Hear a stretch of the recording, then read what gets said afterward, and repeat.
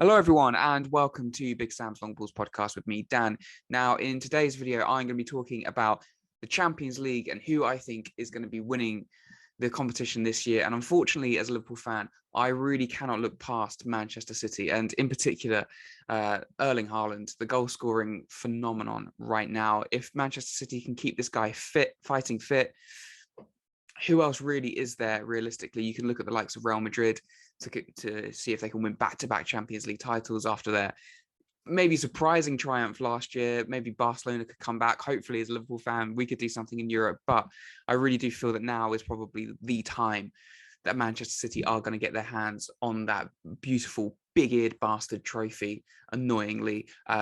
But, you have to look at the signing of Erling Haaland. He probably is the reason why they went out and signed him. They needed that goal scorer. They needed someone who's going to take Manchester City on to another level. They've won the Premier League multiple times. They've proven that they can do it without a striker. They are that good. So now they've gone out and bought really the best striker in world football to win the Premier League, yes, but also really the main ambition to go and win that trophy that has eluded Manchester City ever since all that money has come into that football club, and also has eluded their manager in Pep Guardiola. Not only has he not won it at Manchester City, of course, but it's eluded him at his time over at Germany when he managed Bayern Munich. So it's a big time now for Manchester City and Pep Guardiola. Bit of pressure maybe from outsiders more than people within Manchester City. I'd imagine, I can't see anyone putting pressure on Pep Guardiola. I would say as a neutral, or fairly as a neutral, that Pep Guardiola really, he is the best manager in world football, and he's gone out and bought the number 9 that everyone would want. So the ambition for Manchester City really has to be to go and win the Premier League title. So in this video, I'm going to be taking a look at Manchester City's chances to win the Champions League. I'm going to be looking at some of their record in previous seasons and looking at the signing of Haaland and why I think just the combination of Haaland with this Manchester City team is really the key to bringing that European trophy to Manchester. At least it'll be to the blue half of Manchester. I can accept that to a degree, as long as it's not the red lot. Anyway, guys, welcome to the channel. Welcome to this video. My name is Dan. I'm a Liverpool fan. So if you've never seen us before, first of all, hello, welcome. We are a very, very small channel. We are nearly at 100 subscribers. So if you guys could give this video a like and subscribe to the channel, that would be amazing. Support us out. And also, get involved, comment down below your thoughts on, can you think that Manchester City will win the Champions League title this year?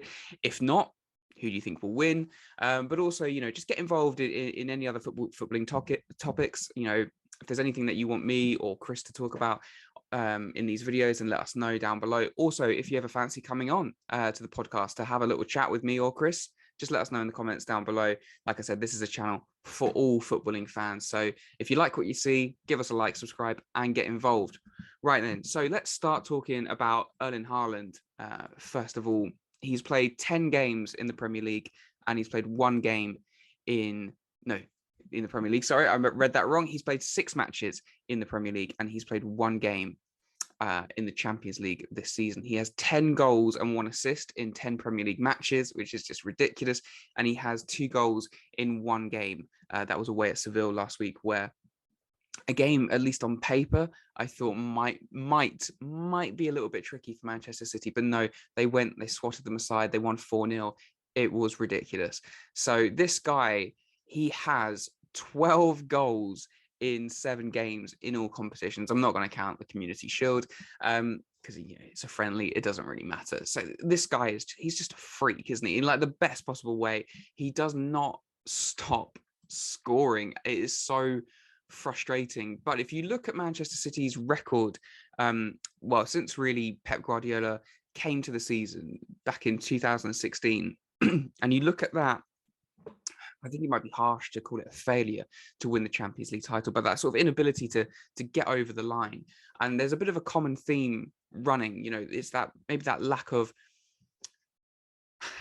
cutting edge, or that the real clinical forward that they've been missing, whether it be because Aguero was injured, whether he'd moved on by this point, playing people like Raheem Sterling in a false 9 position, Phil Foden in a false 9 position, top players, brilliant footballers, don't get me wrong, but they're not strikers, and they just miss that sort of cutting edge. And now they've gone out and they've signed Erling Haaland. They've also signed the youngster Alvarez. So really, do Manchester City have a better chance at winning the Champions League title than this? I don't know. I really am convinced that this is their year. But if we look at some of their record in recent seasons, so in his first season at Manchester City, Pep Guardiola got to the last 16, got knocked out, 5-3 defeat to Monaco, and then a 3-1 defeat. So I think that was his first season where defensively Manchester City were all over the place. But I think other than his first 2 seasons, there's been like a real sort of common theme. The season after, look, they came up against Jurgen Klopp's team, best team in the world. We battered you 3-0, and then we beat you away at the Etihad. Fully deserved. But since then, Manchester City have really gone out by the very finest of margins. The year after, the quarterfinals again, back in 2019, a 1-0 defeat against Tottenham Hotspur, and then the 4-3 victory could have and possibly should have been the 5-3 victory, only for VAR to come in and intervene right at the last second. You look at that, you look at the Lyon game, 3-1, where it was only one game, it wasn't over 2 legs, because of, I believe it must have been because of COVID that season. The final up against Chelsea was the 1-0 defeat, probably mainly due to Thomas Tuchel's defensive masterclass that day. So you have to give real credit.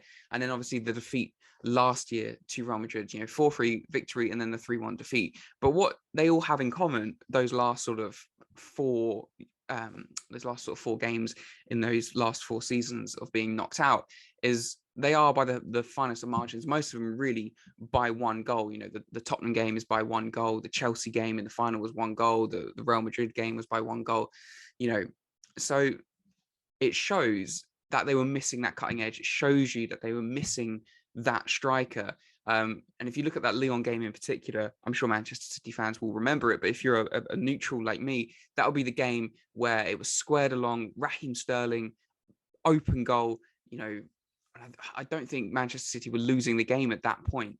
And he fires it over. It was a horrendous mistake from Raheem Sterling. And you think to yourself, Erling Haaland in that situation, that goes in the back of the net. And the likelihood is Manchester City go on to the semi-finals that year, potentially go on to the final and play either PSG or Bayern Munich. The final itself, 1-0 defeat against Chelsea, obviously really hammered by obviously the injury to Kevin De Bruyne. But you would say even then, if they had Erling Haaland, you could imagine that game at least going in to added time. And then last season, the 4-3 victory, first of all, Real Madrid were there for the taking. Obviously, they did really well to score 3 goals. But if Erling Haaland's playing at the Etihad, they probably score 6, maybe even 7 against Real Madrid. There were so many chances that day. And equally away from home, what was it? Was it Jack Grealish right near the end? It's cleared off the line. It's a brilliant piece of defending. But if that goes to Erling Haaland, it's in the back of the net. And Manchester City go on and they make the final. And then they probably go on and beat us in the final. So you look at some of those games in recent seasons, they really have been by the finest of margins. And you have to say, if Erling Haaland was playing for Manchester City during this period of time, you would imagine that they would have won all of those games. I imagine they would have beaten Spurs, they would have beaten Lyon, they would have beaten Chelsea in the final, and they would have beaten Real Madrid in the semi-final last year. So it shows that Manchester City are, more often than not now, I would imagine minimum I can see Manchester City getting to is the semi-finals. And if they've got Erling Haaland fit and in form, look, to be honest, I can't even imagine a world where this guy is out of form. You just can't imagine it. He is that good. So, but yeah, if they'd had Haaland in these games, they would have probably won them all, and they probably would have won at least one Champions League by now. So it shows the reasoning, I think, why Manchester City went out and sort of bought. All right, mate, just walk along the video. That's absolutely fine. It obviously shows the reasoning why Manchester City paid the big bucks for this guy. I think they've had to sacrifice a little bit of their game, and maybe you could look at that as a potential weakness at times. They drew away at Newcastle this season. They drew away against Aston Villa, and maybe that wouldn't have happened so much last season. Maybe there is a little bit vulnerability in other areas of the pitch because of Erling Haaland. And if there is a potential weakness, and I don't really think there is maybe Pep Guardiola has had to change and adapt for a player that's not going to get involved with so much build-up. If you look at someone like Darwin Núñez at my team, for example, a lot of pressure on this guy, a lot of hype about this guy, and the comparisons between him and Haaland probably weren't very helpful and weren't very fair. But if I was to look at someone like Darwin Núñez, for me, I think I would describe him as an all or nothing player, and that's probably why, he got sent off against Palace with the headbutt, because I think he wants to get involved in everything. He wants to be involved in the build-up. He wants to be running the channels. He wants to go out wide. He wants to be everywhere. Haaland isn't fussed. I don't see him dropping deep. I don't see him going out wide. I don't see him even pressing too much. But what he does is, once someone like a Kevin De Bruyne or Bernardo Silva gets on that ball, he's making those brilliant runs. He finds so much space in the penalty area. For a player of his talent, you can't believe the amount of space that he manages. But he's not fussed. If Manchester City pass the ball 100 times in a build-up to a goal, if he touches it once and it's the touch that goes in the back of the net, that's all that matters to him. And I think that's what's really important for Manchester City, really in European tight football games. They might not be tight in terms of because there's a lot of goals, but they're tight in the sense that Manchester City are being knocked out by the odd goal over the past sort of 3 or 4 seasons. So I think Erling Haaland will change that.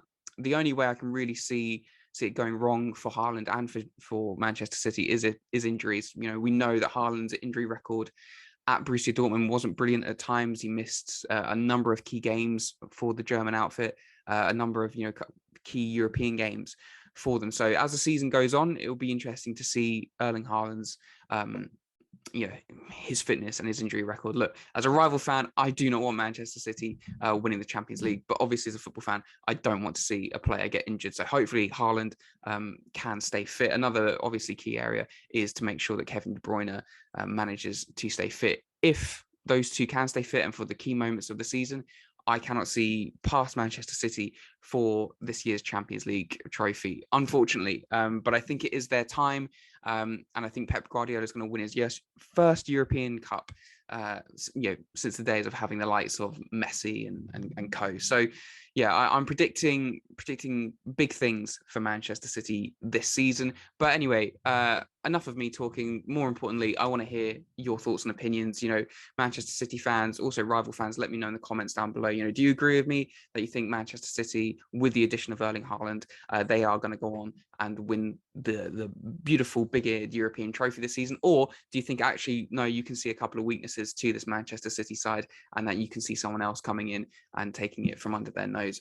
Anyway, guys, comment down below, get involved. I hope you enjoyed this video. If you did, definitely give us a like, subscribe. That would be amazing. We're so close to 100 subscribers, so it'd be really good to get over that line. And yeah, thank you so much for watching, and we'll see you very, very soon.